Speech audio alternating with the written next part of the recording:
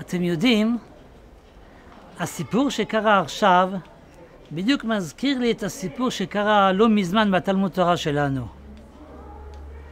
הסיפור התגלגל בדיוק באותו אופן שבו התגלגל הכדור של שימי ורונן. שימי ניסה למסור את הכדור לרונן, ואז הכדור סטה ממקומו והתגלגל וקרה מה שקרה.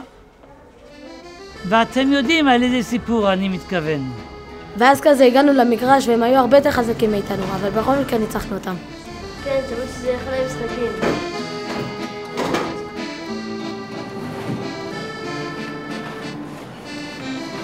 מנחם, הכל בסדר? אתה נראה לי מוטרד. אני לא מוצא את הארנק שלי. אתה בטוח שהבאת אותו היום? לא יודע שהבאתי את הארנק. שנייה, איזה צבע הארנק? שחור ביג הזה. מי יגנב כאן הארנק? בטח תמצא אותו תכף, או שפשוט אתה לא הבאת אותו היום. לא, אני בטוח שהבאתי את הארנק, ואני לא מוצא אותו. הארנק נעלם. שמע, מקודם עבר פה ישראל, לך תדע. ישראל, כן, הוא. רגע, מה עושה כאן ישראל? הוא בכלל עומד בקומה השנייה.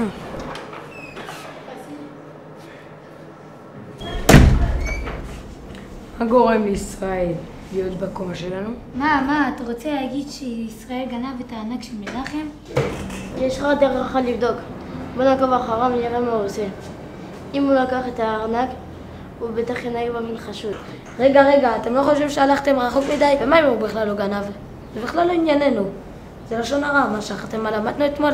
אוי, שנו, יוסי, באמת. אפשר לעשות מעקב קצר, אם זה לא, הוא נחזור.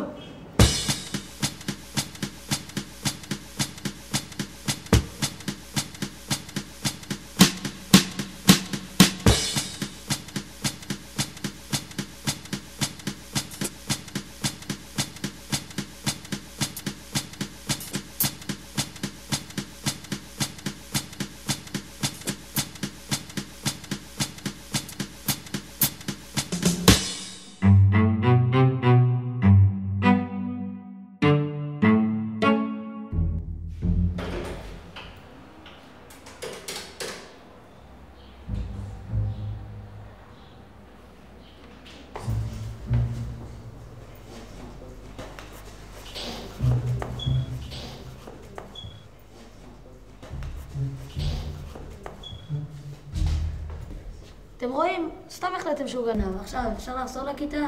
באמת, אוי, יוסי, לא הספקנו לראות כלום, זה לא משהו לקח את הארנק. צריך להרחיב את המעקב.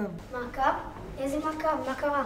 פשוט עלה חשד שישראל גנב ארנק, אז אנחנו חוקרים את העניין. וואו, איזה מגניב. והקמתם ממש יחידה שעוקבת? כמו בלשים? טוב, ילדים, תחזור לכיתה, הכל בסדר. יופי, עכשיו כל הבית ספר השתתף בחקירה בלשית שלנו. מה הכוונה? אנחנו לא יודעים אם ישראל גנב או לא, אבל לכל היתר זה לא יפריע לחשוב שהוא גנב. אוי. סוף מעשה במחשבה תחילה.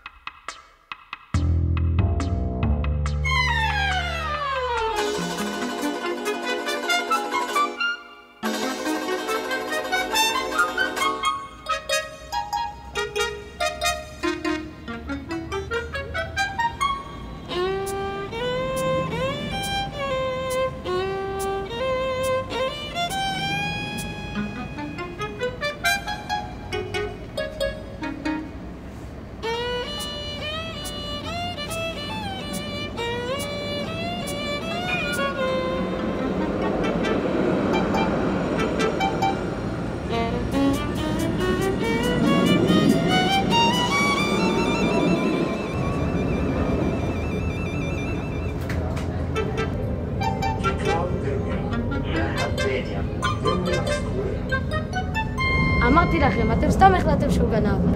רגע יוסי, מנחם, איזה צבע היה הארנק? שחור. אתה יודע איזה שטרות היה לך בתוך הארנק? כן, היה לי שטר אחד של 50 ועוד אחד של 20 וכמה מטבעות. חברים, תסתכלו מה הבאתי. וואי, איזה מגניב. מעולה, זה בדיוק מה שהיינו צריכים. הנה הוא יורד.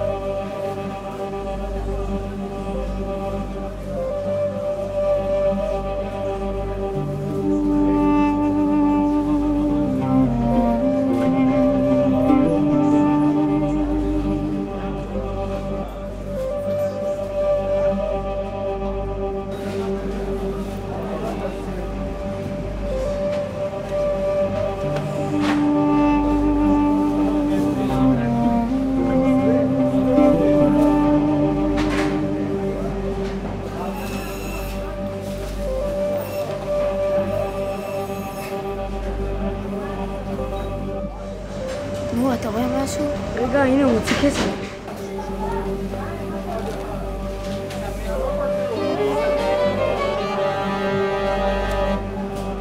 זהו, תפסנו אותו. בוא.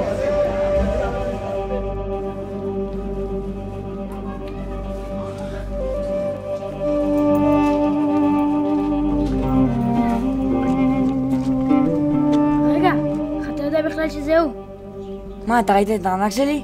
כן, ראיתי את הענק שלך. את השטר 25 כמו שאמרת. בואו, שלא נפספס אותו.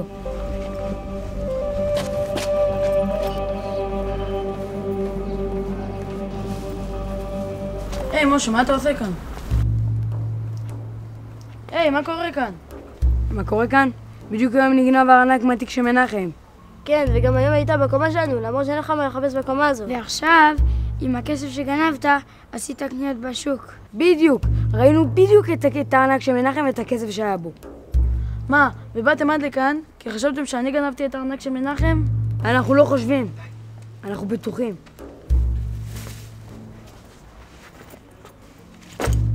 בבקשה, תחפשו. אתה תרוקן אותו.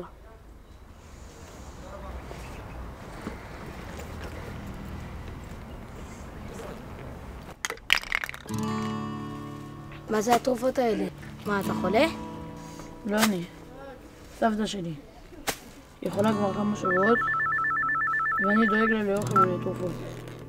אני בדרך אליה, היא מחכה לי. הלו? כן, כן. אמא?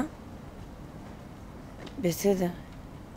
אני אגיע בערך עוד שעה לבית. להתראות. מה קרה? אני שכחתי את הארנק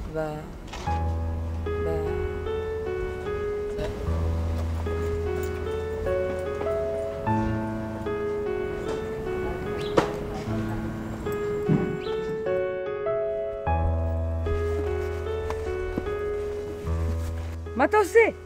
הוא לא גנב את הארנק. מאיפה אתה יודע? אמא של מנחם התקשרה אליו והיא אמרה לו שהוא שכח את הארנק בבית. וואי, איזה טעות. אוי, מה עשינו? ועכשיו אני חושב שלישראל מגיעה התנצלות מכל אחד ואחד מאיתנו.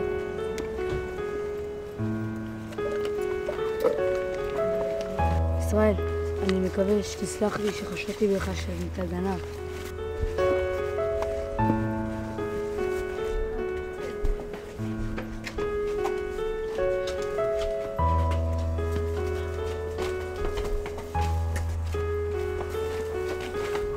ותמסור לסבתא שלך רפואה שלמה. תודה.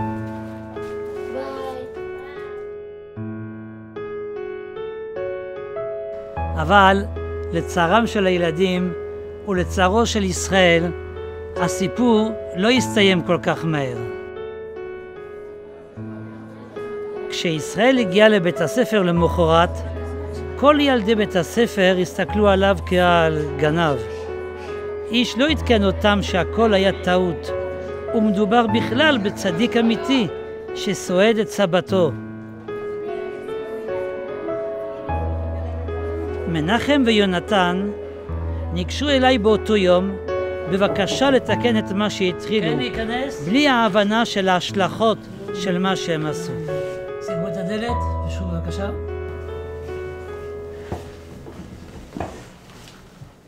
שלום המנהל. חטאתי בלשון הרע ואני לא יודע מה לעשות. איך לתקן את זה? בגללי כולם חשבו שישראל הוא הגנב. הוא בכלל לא גנב את הארנק. בכלל יהיה טוב. יש לי פתרון בשבילכם. קחו כרית מלאה נוצות, עלו על גג הבית, רוקנו את כל הכרית, אחרי זה תחזרו אליי. תודה.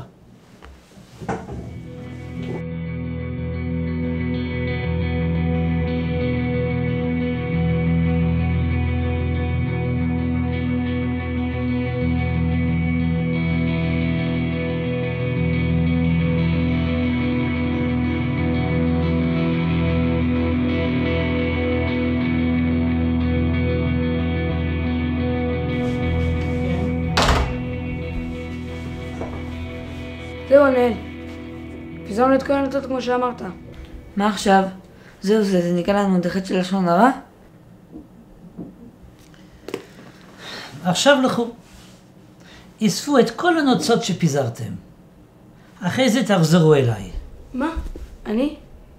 אי אפשר, הנוצות אף הוא לא יכול להעיר. זה לשון הרע. קל מאוד להוציא. אבל בלתי אפשרי לתקן. את מה שעשיתם יהיה מאוד קשה לתקן. אבל אפשר ללמוד מזה וללמד לאחרים ולהבין שלשון הרע מאוד קשה לתקן. ולכן יש להיזהר בזה יותר מכל דבר אחר.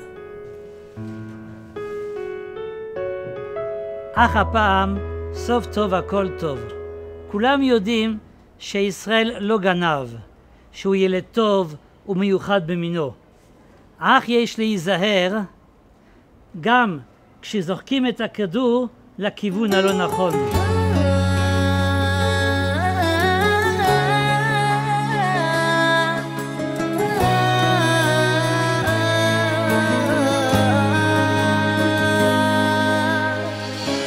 מה צריך אדם בזה העולם?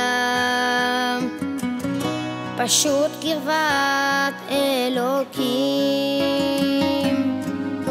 להיות נבון ועדין ולהאיר פנים, ואז תלווה ברכת האלוקים. אך לא קלה תמיד הדרך, ולבסוף כולם זקוקים לתפילות ולמילים. אבן פיהם שתינוקות של בית רבן, מגן עלינו, מגן על העולם. דור ההמשך לשושלת האבות, אלה תולדות ניסים ונפלאות.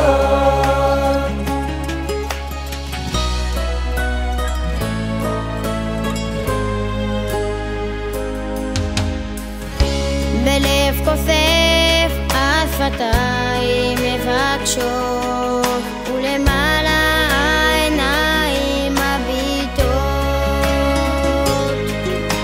מכל הגלויות נבוא, נגיע אל בתינו, אל אדמת הקודש, אל ארץ אבותינו.